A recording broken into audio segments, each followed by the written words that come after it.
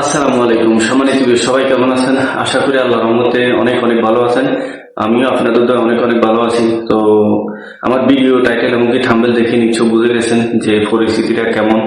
আমরা বাংলাদেশি সবসময় একটা আশা ভরসা করি, প্রতি বছর এই বুঝি ডিসেম্বরে, এই বুঝি জানুয়ারিতে, এই বুঝি ফেব্রুয়ারিতে, এই বুঝি নতুন বছরের বিষয়টা খুলে দিচ্ছে।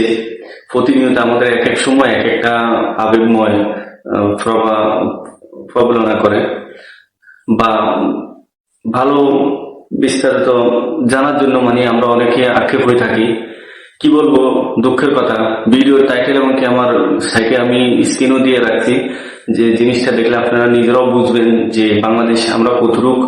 দেশেও যা করি ক্রাইম জিনিসটা ওরা দেশে যা করে, বিদেশের মাটিতেও তারা তা করে।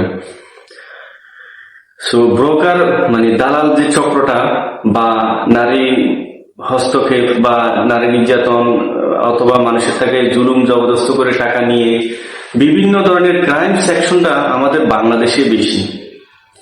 গভর্নমেন্ট থেকে শুরু করে সাধারণ পাবলিক পর্যন্ত, একবারে নিরীহ মানুষ পর্যন্ত আমাদের দেশটা শুধু ক্রাইম ছাড়া আর কিছু দেখে না। সৌদি আরবে এই কল্লা কাটা 10 জন মানুষই বাংলাদেশি, 20 জনের মধ্যে 10 জনই বাংলাদেশি। আসলে কিন্তু আবুধাবিও ইউএইও আমাদের যে অপরাধ যোগ্য যে সিস্টেমটা দেখাইছে, আমরাই সব সাইডে আগে আছি 25%, বাকিরা এতগুলো দেশের মধ্যে এরা আছে কম। তো কি বলবো, মাঝে মাঝে ভিসা খোলার কথাটা কেউ বললে অনেকটাই লাগে, হয়তো কষ্ট লাগে যে আমাদের ভিসা কেন খুলছে না। হয়তো যারা নতুনরা আসবে তাদের জন্য তো দুঃখজনক ঘটনা, তারা আসতে পারতেছে না, তাদের জন্য চিন্তা না হয় নাই করলাম, চিন্তাতে করবো না তাও কিন্তু বিষয় না। সবাই একটা আল্লাহ সবার জন্য একটা দায়িত্বশীল সংসার বানিয়ে দিয়েছে। সেই সংসারে তার দায়িত্বরত মানুষ, সে বিশেষ করে দেশের বাইরে যেতে হবে বা যে কোনো একটা জায়গায় গিয়ে তার চাকরি করে সংসার চালাতে হবে, তার জন্য দুঃখজনক। আর আমাদের জন্য তো দুঃখজনক, আজকে প্রায় 14টা বছর এই দেশে আছি। 14 বছর হয়ে গেছে আমার অলরেডি। 14 বছরের মধ্যে আজও পর্যন্ত ভিসাটা খোলা পাইনি।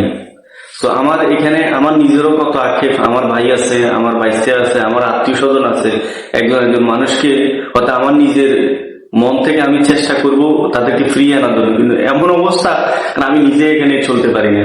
তো কি বলবো, আফসোস ছাড়া আর করার কিছু নাই। বাংলাদেশের ভিসা খোলা নিয়ে কোনো আক্ষেপও করি না।